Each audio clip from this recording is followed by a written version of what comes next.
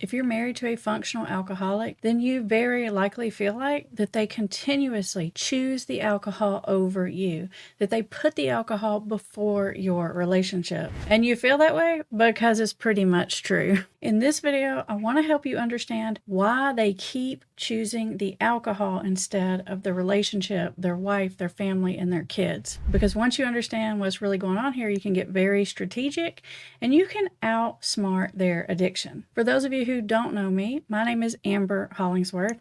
I've been counseling people with addictions for more than 20 years now. And year after year, day after day, I talk to people who are struggling with alcoholism and addiction about what's going on in their life. And the biggest part of what people talk to me about is their family situation. So I've got a pretty good idea about what someone who's a functional alcoholic thinks about their spouse, and more importantly, what to do about it. Now, some of you might be wondering, what do I mean when I say functional alcoholic? I actually have a lot of videos on this channel about functional alcoholism that I go in depth into that topic about, so you can check those out. But for the purposes of this video, I'm just going to make it really simple by saying that they could stop drinking, but they won't stop drinking. So I mean, they are not to the point where they are really so bad off that they couldn't make a different decision.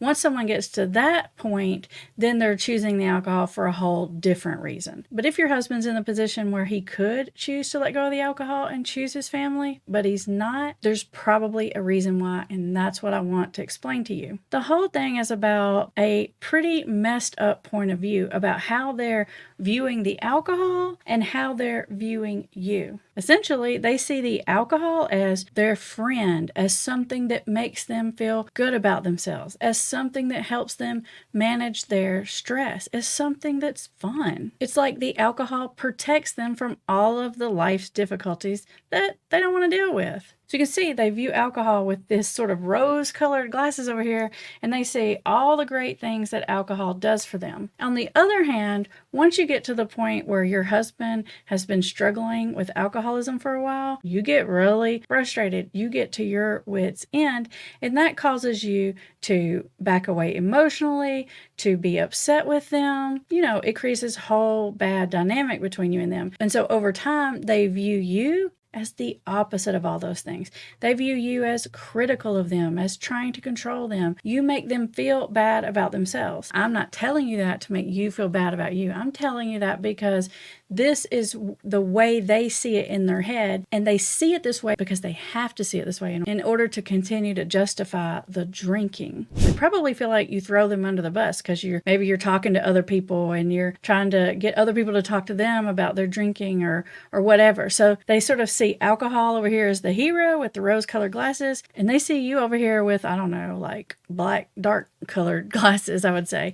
But the truth of it is none of that is an accurate viewpoint. It's completely distorted, sort of like a filter, like an Instagram filter. You can put a filter on something and it looks completely different from what it's really there, or the original version. That's what's happening. It's like that alcohol is putting this Instagram filter on the top that's messing up the whole point of view. The key to getting on the other side of this situation is to actually flip-flop those points of view. The first thing you got to do is you got to get out of that bad guy role. I talk about it on this channel so much. If you're really interested in that, make sure you are subscribed with the bell notifications on, because we talk about that almost every week. But what we want is we want them to see you for the truth, the fact that you love them, the fact that you're the one that's there to support them and care about them, that you're the one that's there to take up the slack and make sure the family continues to run. And the truth of it is yeah, you probably have some negative thoughts about them because of what's been going on, but I know you also have some very, very positive thoughts about them. Otherwise, you wouldn't be sticking around through this whole hot mess of alcoholism. But the alcoholism, it's kind of like the little devil sitting on your shoulder telling you stuff. That little alcoholism devil wants your husband to think all of these negative, terrible things about you, because as long as he continues to think those things about you, he doesn't have to be honest with himself and deal with what he's doing and what's really going on down, and the drinking. It's like a distraction method. The alcoholism points the finger to you, saying you're the bad guy. And a lot of times, because of everything that's going on, you do kind of turn into the bad guy. As hard as it is and as unfair as it is, if you can take a different stance toward your husband, start to see you different. One of the quickest things you can do is find their positive qualities and start to point those out. Find little ways to make your husband feel good about the relationship. The truth of it is that little devil wants you to go away, because when you go away, there'll be nothing there to hold the dam back anymore. And the drinking will be like 24/7. We'll be out of functional alcoholic land. We'll be in all the way alcoholic land. And it needs you to go bye-bye in order for that to happen. So that either means it needs to push you out to get you to divorce, or at least to shut up and go to your end of the house in your corner and stay in your own lane, leave them alone. If you want to outsmart this thing, you got to understand the way that it's not only sort of manipulating and controlling your husband, but the ways that it's manipulating and controlling you. And you got to get yourself back in the driver's seat of this situation. Because the thing is, that alcohol actually makes them feel horrible all the time. It makes their anxiety terrible. It makes their sleep awful. It makes them feel embarrassed, humiliated, shameful, regretful. It makes their self-confidence down, their work performance down, their intimacy performance down, all the things. It's making them feel bad about them. But the little alcoholism monster is just distracting your husband from seeing that truth by pointing a finger over there to you, saying, that's the bad guy over there. So we're not going to let that happen anymore. Because while your husband is distracted, this alcoholism is not only taking everything from your husband, but it's also messing up your life. And if you have children, messing up their lives too. We don't want to let alcoholism take anything else from us.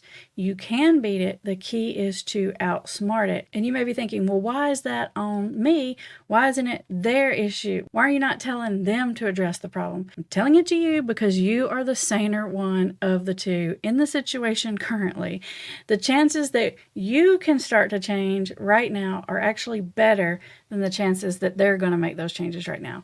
And once you start making some changes, they actually start making some changes. So as unfair as it is, if this is what you want, if you want to restore the marriage, if you want to drive the alcoholism away, then you got to reverse this point of view. You've got to get out of the bad guy role. Now, if you want to learn more about that, check out the videos on this channel. I talk about it all the time. If you want the step-by-step approach for how to do that, check out my Invisible Intervention program, where I have it laid out for you step by step by step, walking you all the way from in denial to in recovery.